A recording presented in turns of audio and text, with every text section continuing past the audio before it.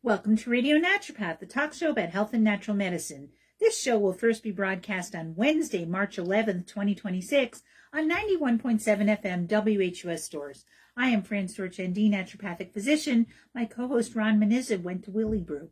We're coming to you live from beautiful Mansfield Hollow, Connecticut. Comment below to let us know you're here and ask questions. You can also email me at radionaturopath@gmail.com. If you'd like to listen to the show at another time, you can check out our podcast at whus.org, iTunes, Spotify, Patreon, and Buzzsprout. You may also watch the recorded Facebook Live episode at Fran Storch ND for 30 days and also on my YouTube channel at Radio Naturopath. The views expressed on this program do not reflect the views of the staff, management, or licensee of this station.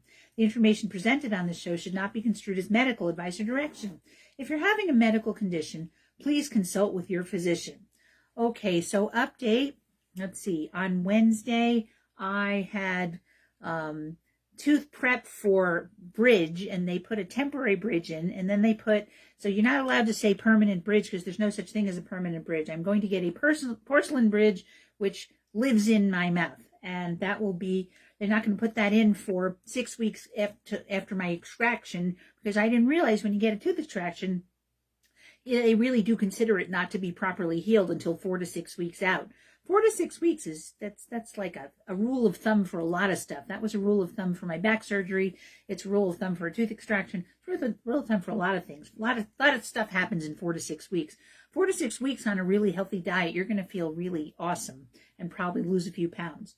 Anyway, so 4 to 6 weeks is what we're looking at, and then I'll get my porcelain bridge. And in the meantime, saltwater soaks.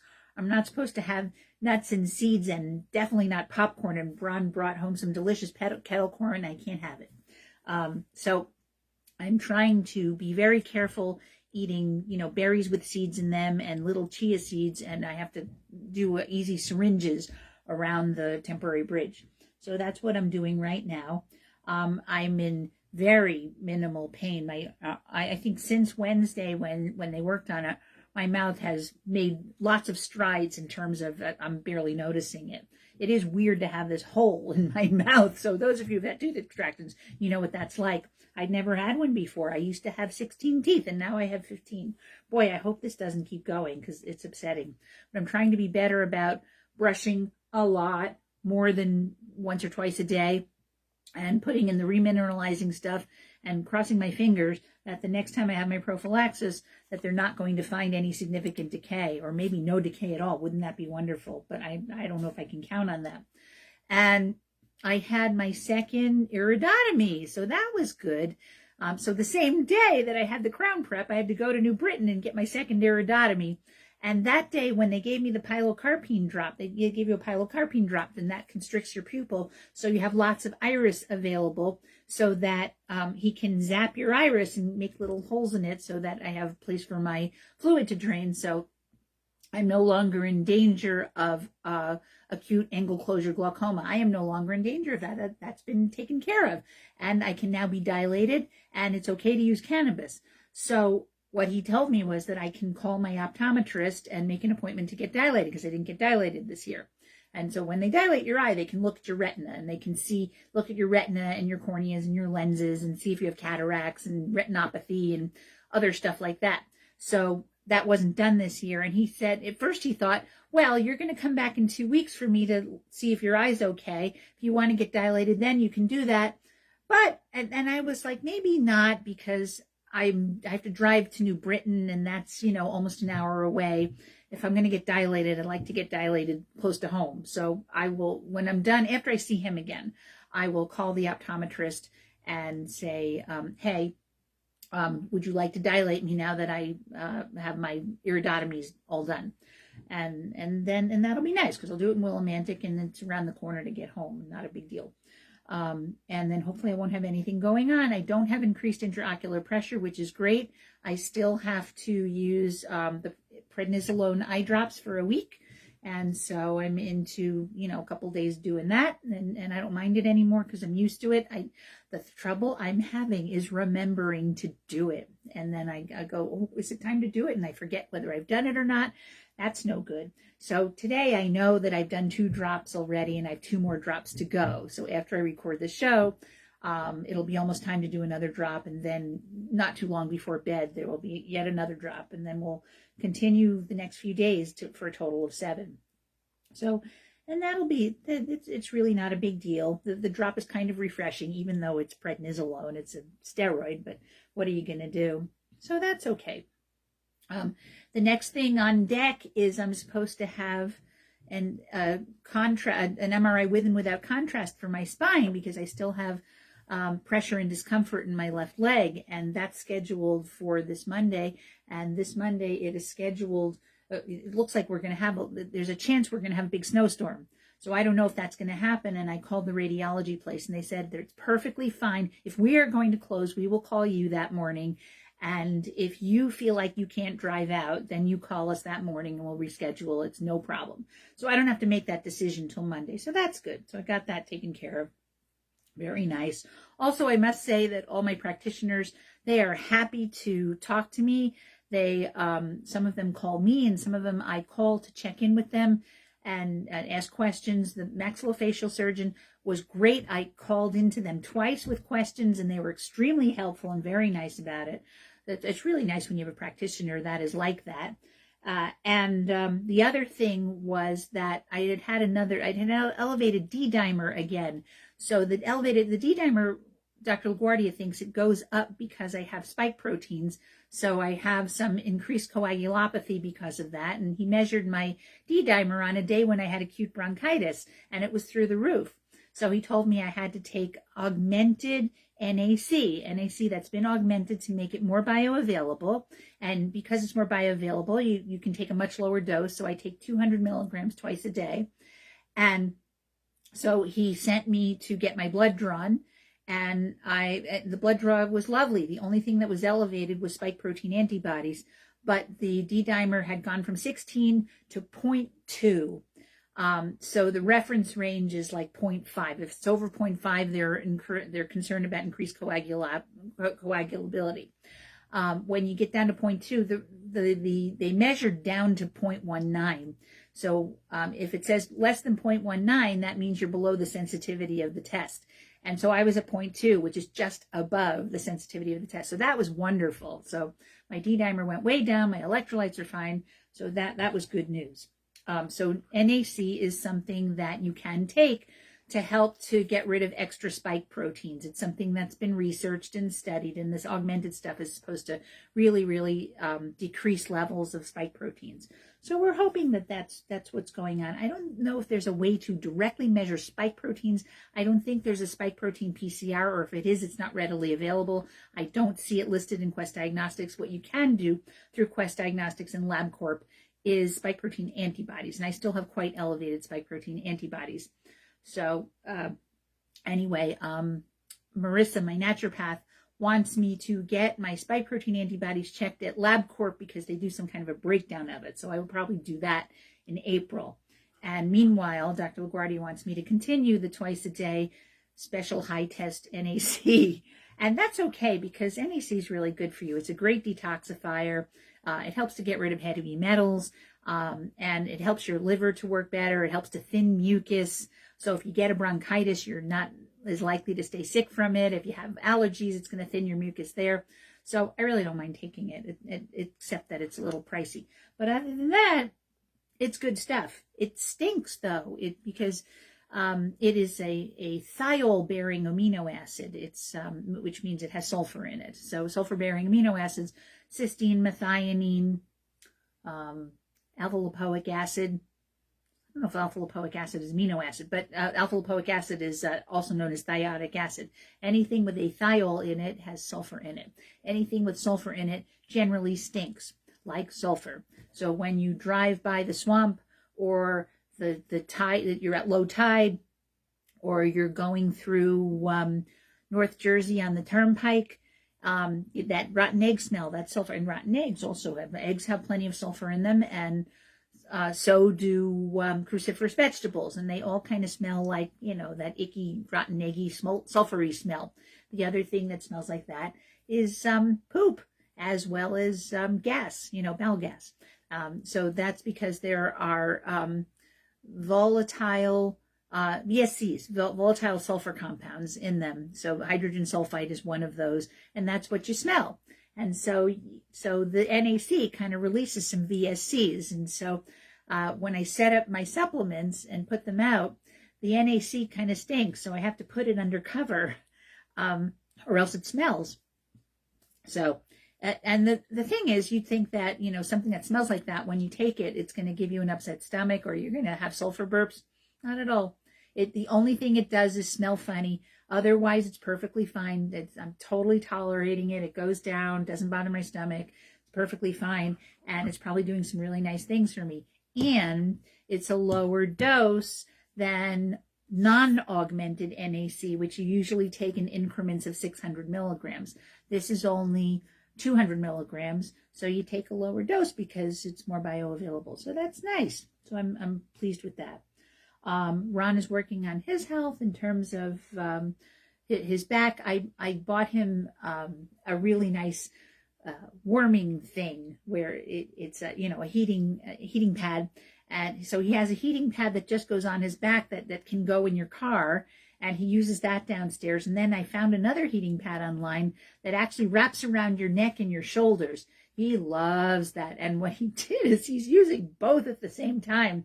Using both at the same time is the awesomest for him. So that was his Valentine's Day present. I got him this lovely heating pad that goes around the neck and down the shoulders. So and he said it's awesome. So good for him.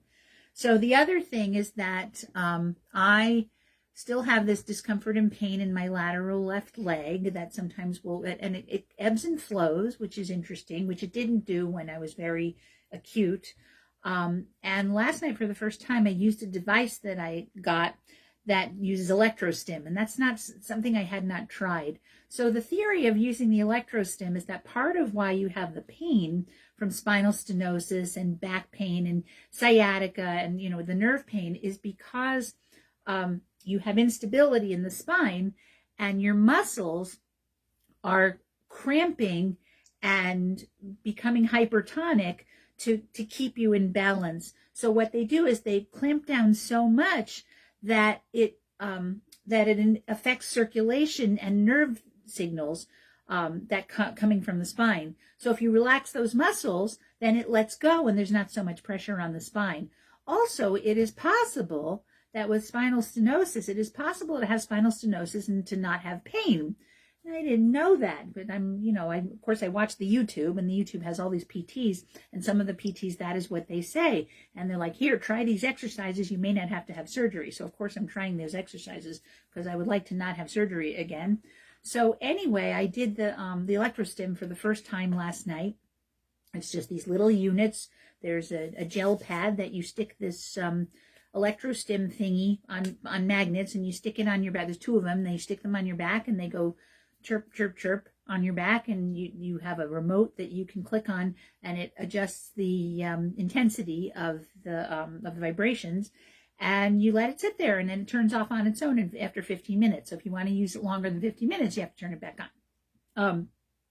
And it's rechargeable. It's chargeable with a USB-C, and you can charge. You put the device, the little Electrostim modules into a box, and the box has a charge. The box itself is a charger, and then you can charge the box with a USB-C plugged into the wall. So you got all that going on. So you want to make sure that the thing is charged up before you use it. And so it's really fancy. It's a cute little thing, and if it helps me to not have surgery, I'll be so grateful. And then I'll tell you what it is and like that. My mom's excited to know because she has sciatica, and she's not as much of a seeker as I am. I am looking to get back on the bike and hopefully do a metric for my 62nd and a half birthday, so I can ride 62 and a half miles or 100K around my 62 and a half birthday, which is May 28th. So it'll be approximately around there, depending on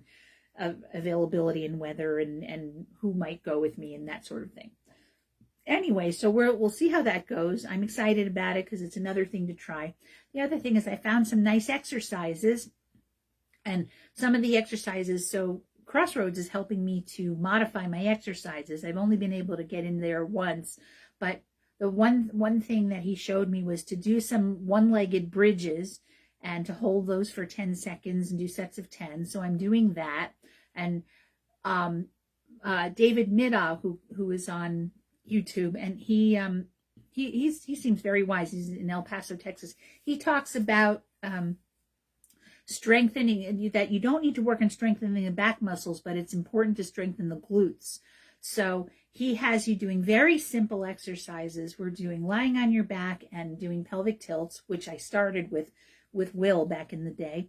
And you do the pelvic tilts and you hold them. And while you're holding the pelvic tilts, which Will did not tell me to do, is to squeeze your glutes. So I'm doing that, as well as knee to chest, one knee at a time, as well as both knees at a time, because that curves the back outward and helps to take the pressure off the nerves. He has you doing an easy crunch where you just roll up a little bit, you reach for your knees, and so you're in a holding position where you're squeezing your glutes and holding your core. And so that helps to straighten out your spine and take the pressure off the nerves. And then he has you doing what he calls angry cat. An angry cat is where you're on all fours and you arch your back and hold for 10 seconds and squeeze your glutes, and that helps too. And you can do angry cat seated as well, and they recommended doing it a number of times per day. And then there's another guy who's in England. I think his name is Will, but I'm not sure, and I will get his name for you. But anyway, he has some very simple exercises where you stand against a wall and you gently fold down and you reach towards your knees. And once your butt starts to move up the wall, you roll back up. Because once your butt is moving up the wall, you're no longer opening up the spine. So he said, go as far as you can, such that when your rear end starts to move, then you roll back up. And that opens up the spine as well. And you do the same thing in a chair. You are sitting at the edge of a chair and you put your knees at a 90-degree angle, and then you roll down, you run your hands along the inside of your legs and reach down for the floor, or as far as you can go. And once you've gone as far as you can go, you take a deep breath in and go a little farther, and then you roll, deep breath in and breathe out, and then you roll back up. And you do 5 of those, and it winds up, again, it's something to do to open up the spine. So I've added those to what I'm doing, and I took out a bunch of things that Will was having me do. So anyway, so by the time I get to see Tom or whoever I see at Crossroads again, I'll get some more information and more changes. Anyway, we're just hoping that this little Electrostim device is significant. I felt a bit better after I did it, but of course, it was only once and only one day, and so it's going to take time for it to actually do its thing. So we'll try it again tonight, and I'm determined to attempt to do it every night for a while and see if it makes a difference. So there you go. That's what's going on. So the next thing is I had a friend ask me, and everybody's asking themselves this, and it's all the rage right now. I mean, we talked about taking creatine monohydrate when I was in school, and I was in school from 1991 to 1995. And Anna McIntosh, who was my professor, may she rest in peace, she was a naturopathic physician, and she wound up passing a few years after I graduated. But before that, she was just a fantastic teacher. She taught so many classes, and we learned about creatine monohydrate from her. So now creatine is a thing, and it's 30 years later. Because that's when I was in school. I was in school 30 years ago. My goodness. Yeah, 1991. People who were born in 1996 turned 30 this year. Go figure.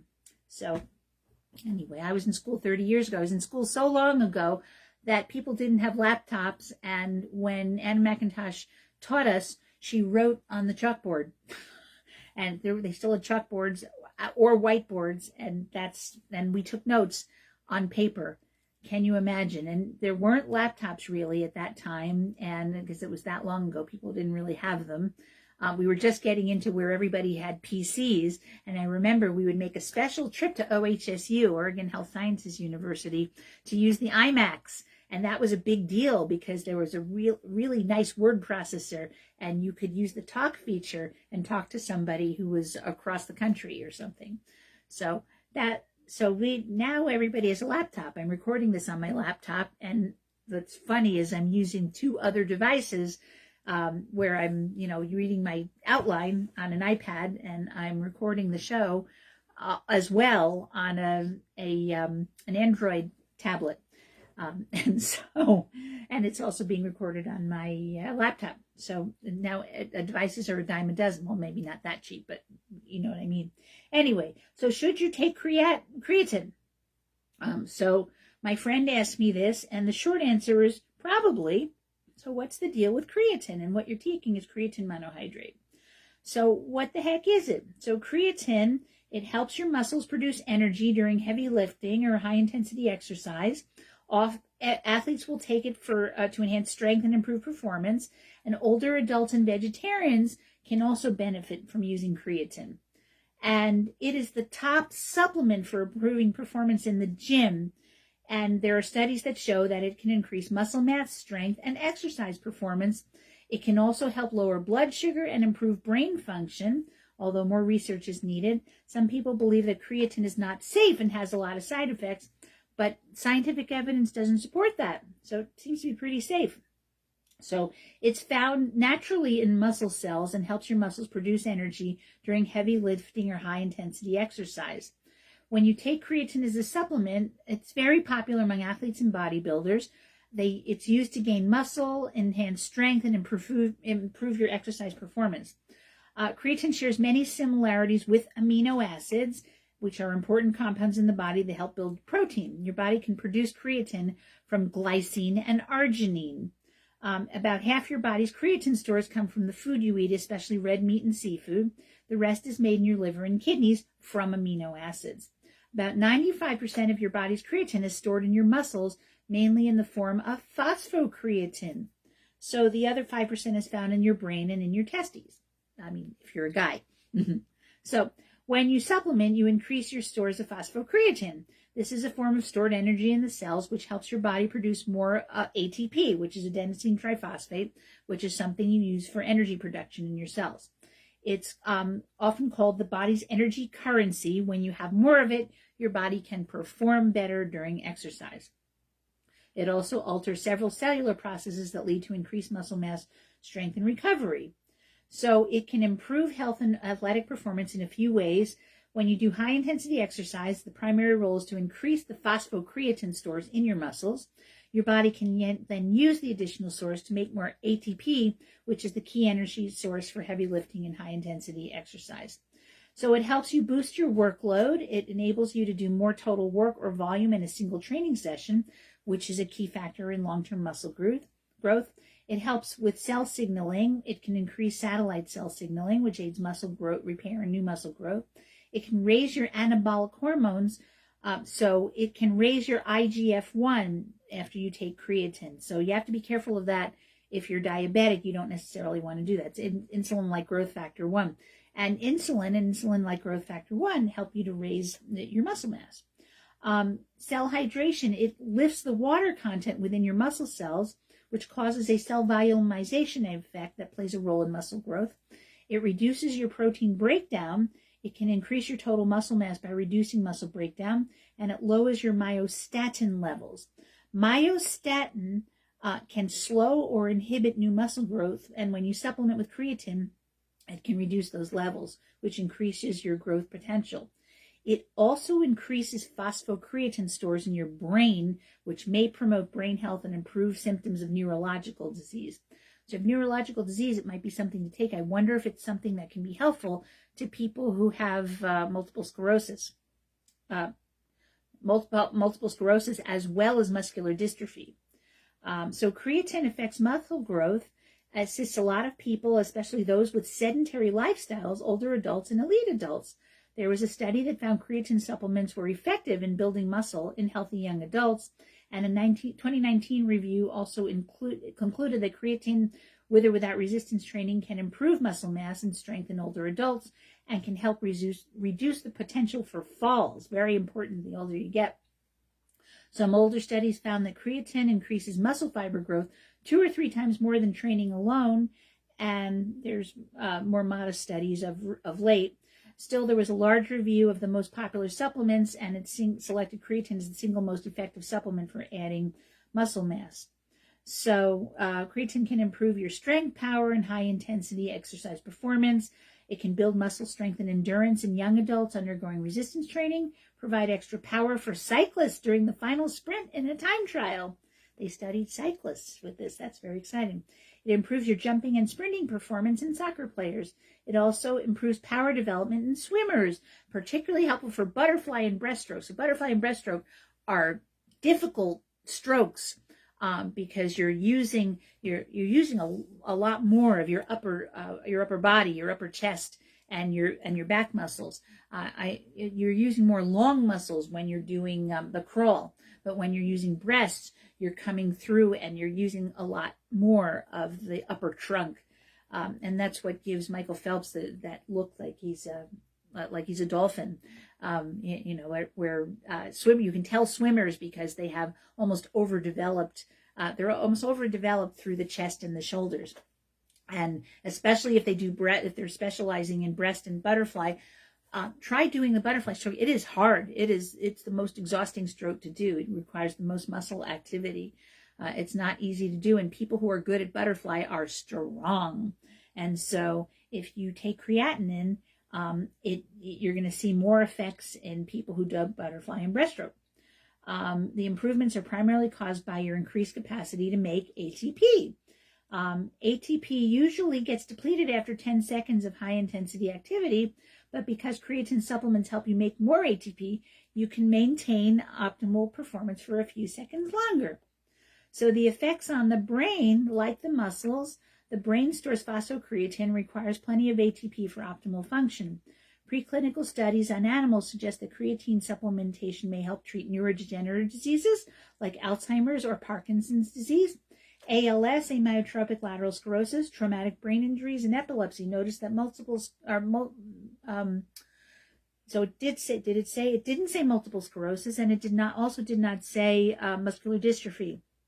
But I think if it can help Alzheimer's and Parkinson's and ALS, why not multiple sclerosis and as well as muscular dystrophy? I actually have some patients who unfortunately have muscular dystrophy, and I think I'm going to suggest this to them.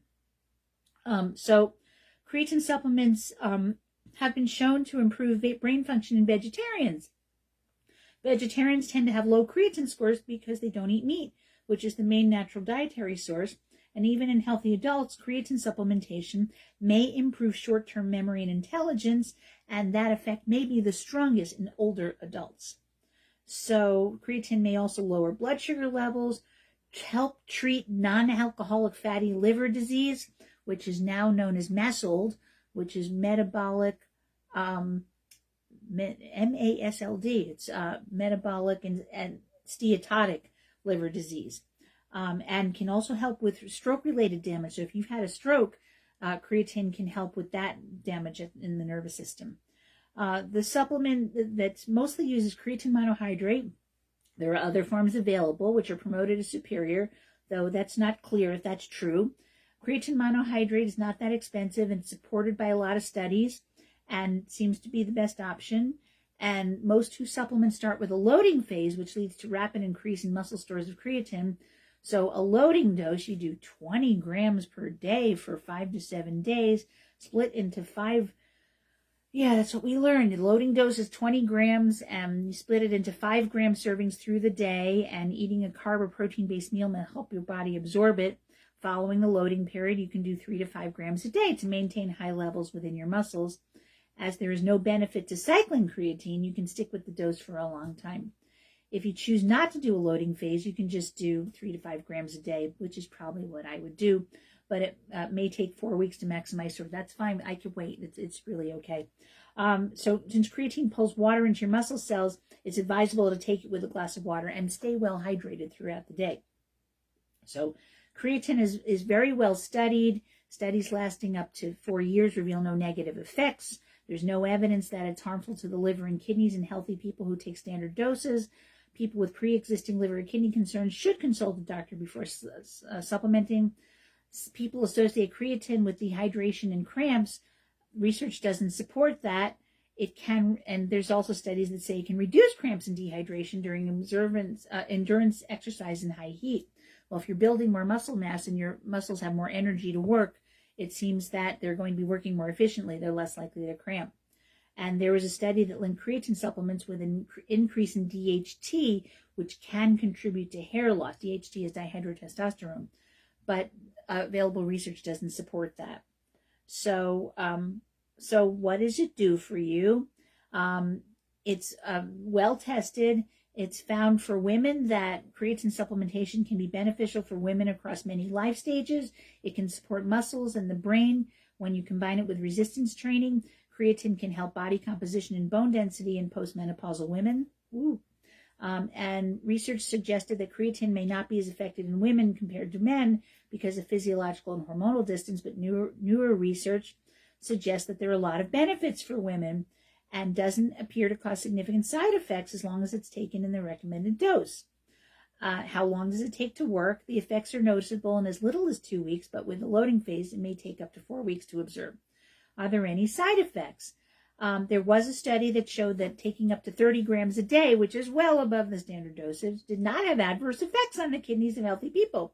But the researchers cautioned that it might be safest for people with pre-existing kidney disease not to use creatine because it can metabolize into methylamine and formaldehyde, which could be toxic to the kidneys. This is a precaution, and there's no evidence of an actual harmful effect. It's supposed to be pretty cheap, effective, and pretty safe, and supports the quality of life in older adults and exercise performance. And vegetarians who may not obtain enough creatine from the diet can be supportive of it. And the most effective form is creatine monohydrate. This makes me interested in trying it. If I try it, I'll let you know. We'll see how what it does. So that's creatine.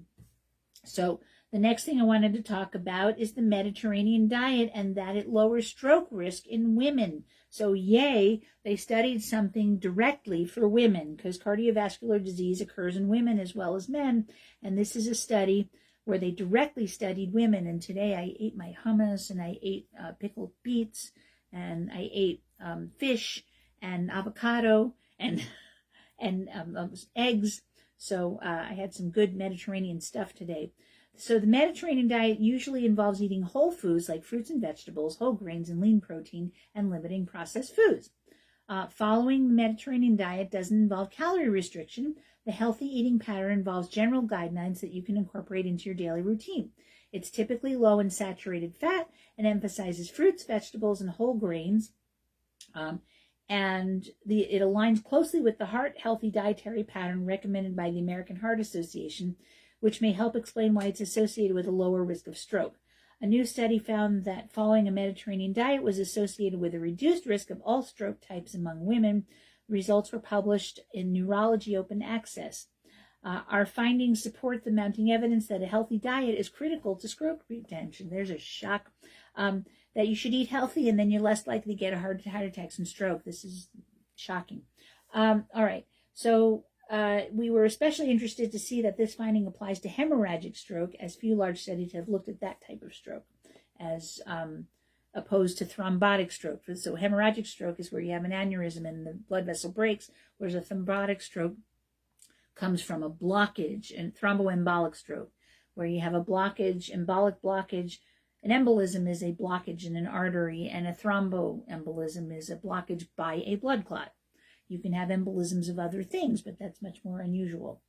So there was a Mediterranean diet study that showed that it lowers overall stroke risk by 18%. There was a study of over 105,000 women, average age 53, with no history of stroke at the start of the study. Participants filled out a questionnaire about their diet and given a score of 1 to 9, depending how closely they followed the Mediterranean diet. And they were given a point for consuming over the average population for vegetables, fruits, whole grain cereals, legumes, olive oil, and fish. I think in the past two days I've eaten every single one of those. I definitely had vegetables and fruit today, and whole grain cereal. I had oats today. And I had legumes today. I had chickpeas and hummus and olive oil. I had olive oil last night. I don't know if there's any olive oil in the hummus, but I had olive oil last night and I had fish last night. So just call me Mediterranean. They also received a point for consuming a moderate amount of alcohol and eating lower than average amounts of meat and dairy products. I rarely drink alcohol. I had Valentine's Day, I had a Bailey's. That was the last time I had alcohol. That was a while ago already. So when you're listening to this, it's almost a month ago. I don't eat a huge amount of meat and dairy products, so that counts too. The highest scoring group scores between 6 and 9 points, and that accounts for 30% of participants. The lowest group scored between 0 and 2 points, which accounted for 13% of participants. And the people were followed for 21 years, during which time 4,083 strokes occurred, which was 3,358 ischemic and 725 hemorrhagic. The research team adjusted for certain factors that may affect stroke risk, such as smoking, physical activity, and high blood pressure, and they found those in the highest scoring group were at an 18% lower risk of having a stroke than those in the lower scoring group. And they were also 16% likely to experience an ischemic stroke and 25% likely to experience a hemorrhagic stroke. The findings are consistent with previous studies linking the Mediterranean diet with a reduced risk of heart attack and stroke, said one researcher. And the results are not surprising, as the components of the Mediterranean diet are often associated with improved longevity and reduced risk of mortality from all causes in women. Stroke is a leading cause of death and disability, so it's exciting to think that improving our diets could lessen our risk for this devastating disease. Further studies are needed to confirm the findings. Of course, they always say that. So research has shown that the Mediterranean diet is associated with multiple health benefits such as improved vascular health, lower inflammation, reduced metabolic risk factors that are associated with stroke, like high blood pressure, lipids, and excessive blood sugar. Mediterranean diet has been associated with a low risk of hypertension and diabetes, as well as reduced inflammation. Since they're key risk factors for atherosclerotic disease, the eating pattern may help lower the risk of heart attacks and stroke. A 2024 review found that a Mediterranean diet can help reduce the risk of major cardiovascular events. This healthful eating pattern also significantly can lower the incidence of heart attack and stroke, and that the Mediterranean diet may act both as a primary and secondary prevention for cardiovascular disease. So if you already had an event and then you go to Mediterranean diet, you're going to be less likely to have an additional event. The Mediterranean diet may also have positive effects on the risk of developing diabetes and metabolic-related conditions. And there's also research that shows that this diet may also help lower the risk of overall cancer mortality and incidence, especially colorectal cancer, breast cancer, and prostate cancer. So, hydrate. So research, another added benefit of the Mediterranean diet is the potential to help minimize the risk of mental health conditions such as cognitive decline and depression. There are other ways you can lower your stroke risk. So you maintain a moderate weight, choose healthy food and drink, get regular physical activities. You want to aim for at least 150 minutes of moderate intensity per week. Limit your alcohol consumption, quit or avoid smoking, manage your cardiovascular risk factors such as cholesterol, blood pressure, and heart disease, manage diabetes and diabetes risk, and take your recommended medications. You can also speak with your healthcare team about how to lower your risk of stroke.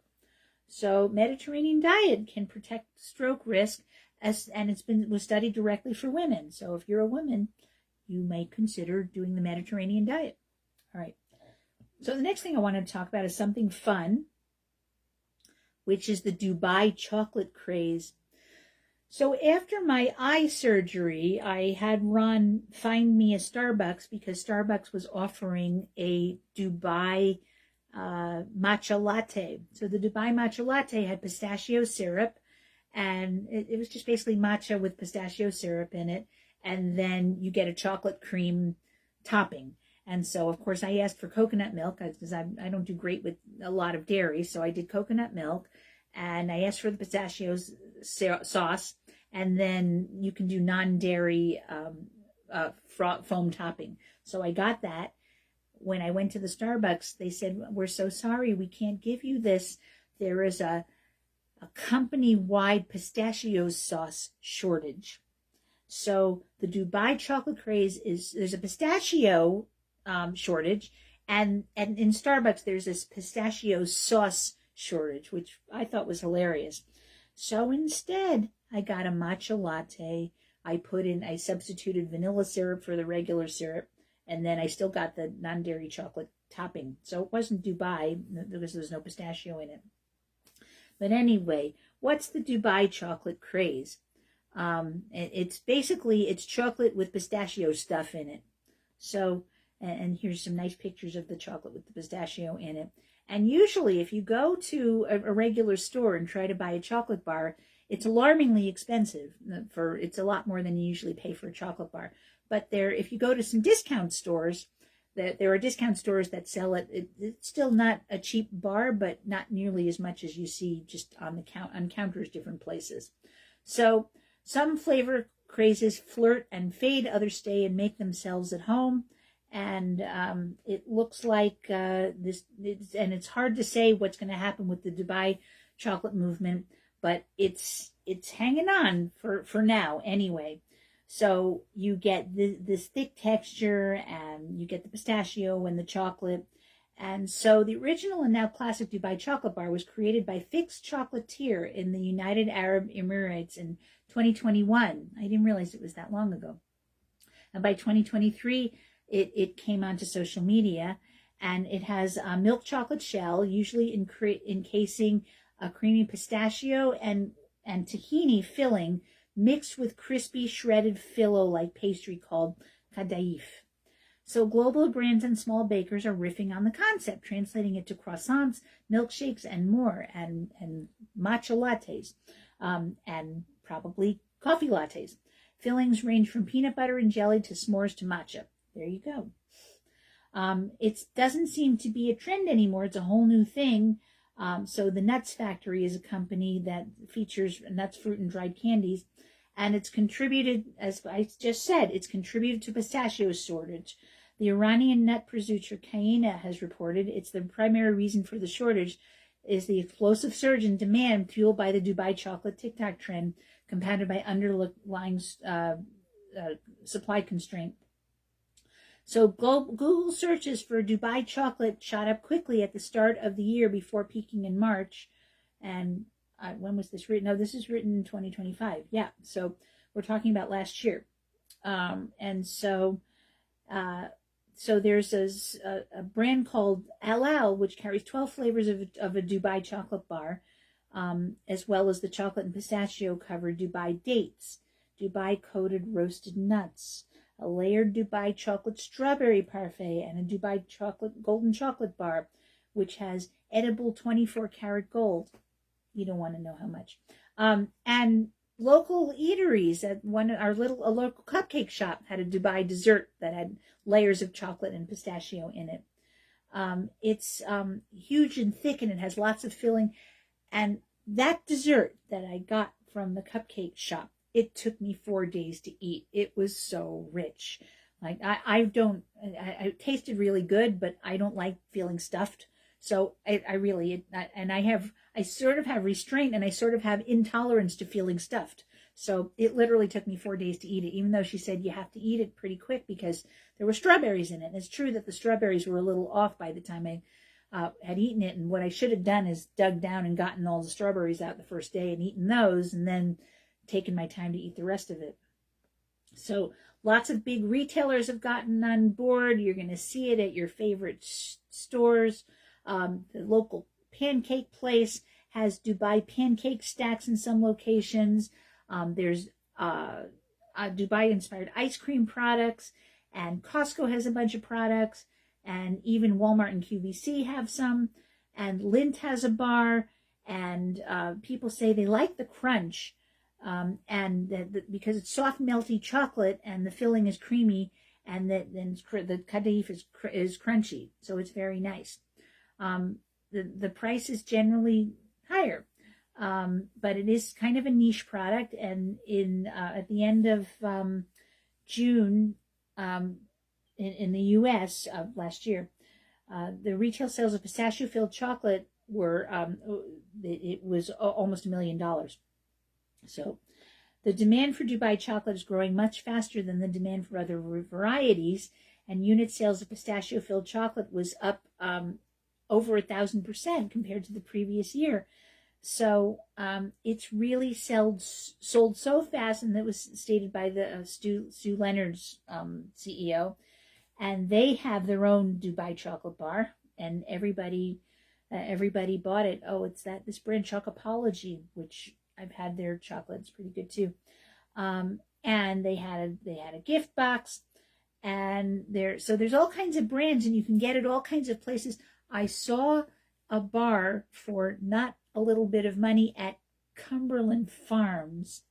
And then there were other places you could go that they weren't quite as expensive, but they're generally more expensive. So that's what's going on. And if you try to find Dubai chocolate, or if you try to find pistachios, you might have trouble. I thought that was hilarious that I wanted to have this treat after I had my surgery, and I couldn't get it.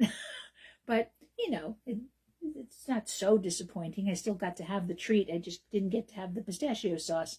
But it's so funny that this craze has taken off so much that people went nuts over it, and now there's a world pistachio shortage. All right, so let's talk about some nice relaxing things.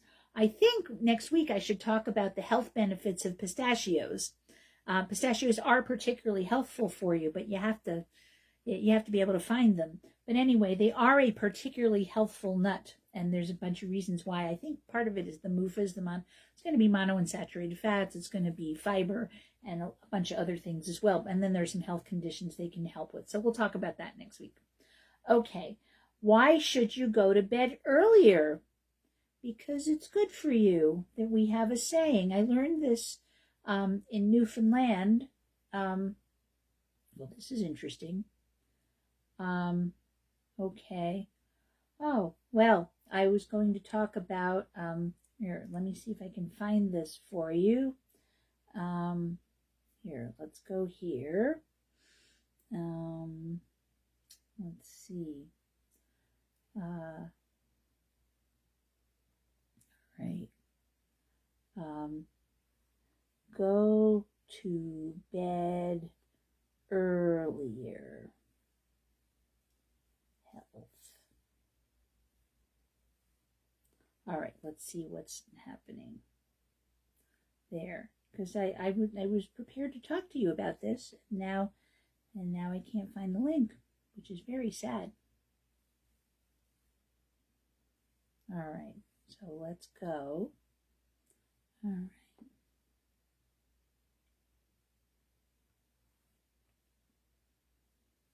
Health. Okay. Here we go.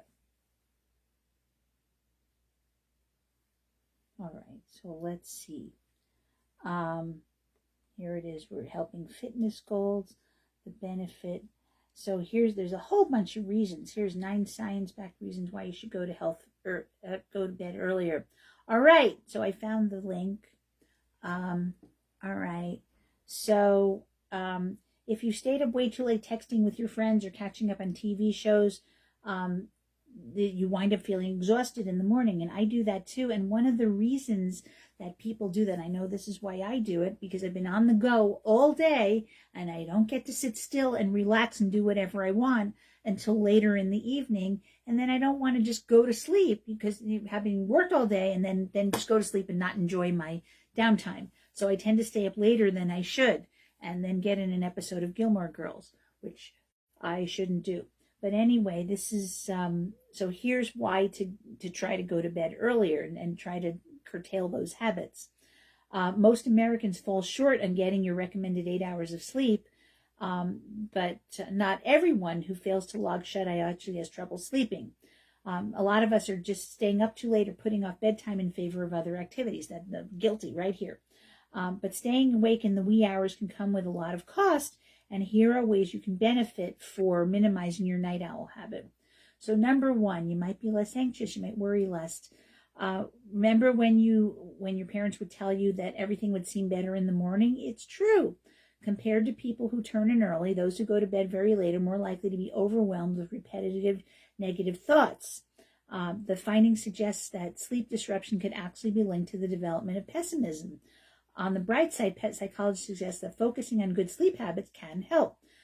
Going to bed early won't get rid of the actual problems, but we know that it may help to put them in perspective, and a well-rested mind is better at dealing with emotions and problem solving. You might get along better with everyone. If you've been getting into a lot of arguments lately, you're going to be less irritable. When you get too little sleep, it tends to leave you feeling short-tempered, irritable, and stressed, which means that little things that might not normally be a big deal can cause you to fly off the handle. When you're well rested, on the other hand, it'll help to recalibrate your baseline. You'll naturally feel more optimistic, patient, and relaxed, even if nothing around you has actually changed, which means you'll have an easier time coping with life's little curveballs. You can have a safer commute. It's scary to think about, but when you're sleep deprived, it can make you less alert and significantly up your likelihood of getting into a car crash. Roughly 60% of adult drivers say they've driven a vehicle while feeling drowsy in the last year. And more than a third say they've fallen asleep at the wheel. I have a terrible commute, 2 miles. I feel very, very blessed that I found an office and then found a place to live that was 2 miles from the office. I mean, when I whine about the hard work I have to do at my job, you know that there are days when I go back and forth between the office and home because I have extra time that I don't have anything to do at the office, and I go home and I take a nap or I rest, or I get something done at home. And then I have, virtually no commute, not enough time to listen to a whole podcast even. So according to the AAA, the people who sleep 6 to 7 hours are twice as likely to have a car accident compared to those who sleep for 8 hours or more. People who sleep for 5 hours or less increase their risk up to 5-fold. And if you go for 24 hours without sleeping, forget about it. You should not be driving. You're going to be more productive at work if you have good sleep. You're sitting at your desk after a super late night and you're looking blankly at your screen and nothing's happening. Sleep messes with your cognition, making it harder for your brain to perform basic functions like concentration and remembering. And it's not just straightforward stuff that suffers. You will get less REM sleep, which is the sleep that occurs, that's your brain detox sleep. And your most vivid dreams happen during REM, when you have dreams that you often remember, and you need that REM sleep for your creative thinking and your cognition. Subjects perform 30% better on a puzzle after waking up from REM sleep than after waking up from non-REM sleep. There's research that shows that sleep's essential for helping people solve complex problems too. When you get your 8 hours of snooze time, the brain boost that follows will leave you feeling fresh, focused, and ready to take care of business. You might have an easier time maintaining a healthy weight. The less sleep you get, the more likely you are to be overweight or obese. And it's pretty simple. When you're regularly sleep deprived, you have less energy to exercise and make healthy food choices. And my colleague Jay Tita said, if you're awake, if you're not going to be sleeping, your body's going to go, all right, you're not sleeping, so let's go look for food.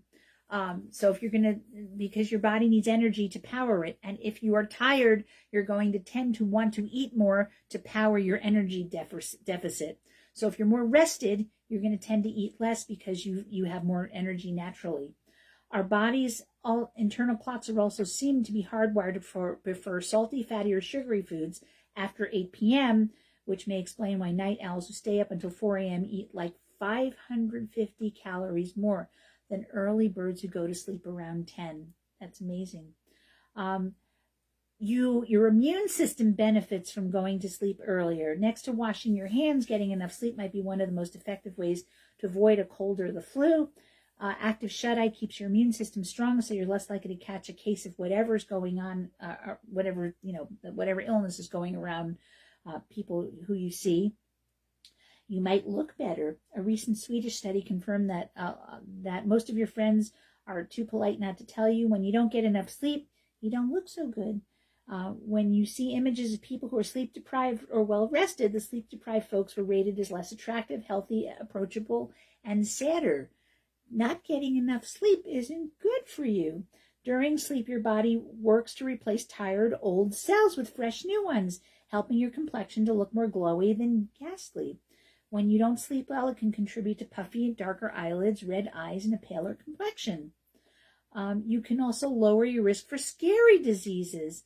So you're more likely to have cardiovascular disease, brain illnesses, cognitive decline, and diabetes, and even stroke.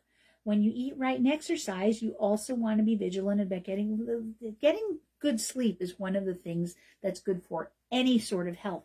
And when somebody is having trouble sleeping, that's something that we try to help them with. When you snooze, your body's hard at work performing repairs on your heart, blood vessels, brain, and other tissues that help keep chronic disease at bay. If you skimp on it, your nightly maintenance schedule starts to suffer. When you don't do stuff, it's like when you stop the traffic on the highway, you can do lots of repair. So rest is essential. It's not something fun for you to do. It is kind of fun, but it is essential to your health. And when you wake up in the morning, you won't feel like you need to hit the snooze button 3 times, maybe. So if you can't stand getting out of your warm, cozy bed, no amount of sleep will make you the kind of person who bounds out of bed. I am not a bound out of bed in the morning. I like to ease my way out of the bed. I just love being in my bed. And then once I get up, I'm very productive. But it's a lot easier to deal with the morning when you're feeling refreshed, and you might not need an alarm at all when you get adequate rest. If falling asleep early doesn't come easy, try strategies like taking a warm bath, practicing guided relaxation near bedtime. Turn off screens at least an hour before you want to fall asleep. Screens are not good for helping you sleep. They are overstimulating to your brain. And here I've got 3 screens going right now. This is overstimulating. Fortunately, it's not too late, and I will get some rest before I try to go to sleep tonight. But turning off your screens, reading paper books, turning your electronics off, these are all helpful for you. So this is why it's a good idea to go to sleep earlier. And there's also that idea that every hour that saying every hour of sleep before midnight counts as 2. There's something to that. There's something hormonal to that. And that's the idea that your melatonin and your adenosine, which both make you sleepy, rise over the course of they bottom out in the morning so you can wake up, and they gradually rise till it's around sleep time, and they peak between like 9 and midnight. And your cortisol does the opposite. It's peaked in the morning, and then it goes down, down, down until it bottoms out at maybe 10, 11 o'clock at night, and it starts to climb again at around midnight. So if you miss that mark, you want to hit that sweet spot of high melatonin and adenosine and low cortisol, and you're going to fall asleep the best. It's harder to fall asleep when you exceed that. So getting to sleep earlier, you're going to hit that mark, and you're going to fall asleep more easily, and you'll probably stay asleep more readily. And then there's all sorts of other things. There's whether you're consuming caffeine and sugar, healthy food, whether you have inflammation, pain. There's a lot of things that work that way. But getting into bed earlier and turning it off and actually being lights out by 9, 10 o'clock earlier, if that's you, is much better for you than going to bed late. And there are people who are night owls, but the studies show that people who are night owls don't fare as well. All right, so that's all we have time for today. I will have more. At some point, I'm going to go to the Kinetic Naturopathic Physicians Association conference, and I may have some tidbits from that conference to share with you. But for today, you have been listening to Radio Naturopath, the talk show about health and natural medicine. I am Fran Storch, ND, naturopathic physician. My co-host Ron Menizza is out and about. You can email me with questions and comments at radionaturopath@gmail.com. If you'd like to listen to the show at another time, you can check out our podcast at whus.org, iTunes, Spotify, Patreon, Buzzsprout, and YouTube. You may also watch the recorded Facebook Live episode at Fran Storch, ND. The views expressed on this program do not reflect the views of the staff, management, or licensee of the station. The information presented on the show should not be construed as medical advice or direction. If you're having a medical condition, please consult with your physician. Thank you for listening to Radio Naturopath, your show where you can learn about the best of science and nature. We'll be back with more Radio Naturopath next week at 91.7 FM, WHUS Stores, and WHUS.org. Thanks for listening.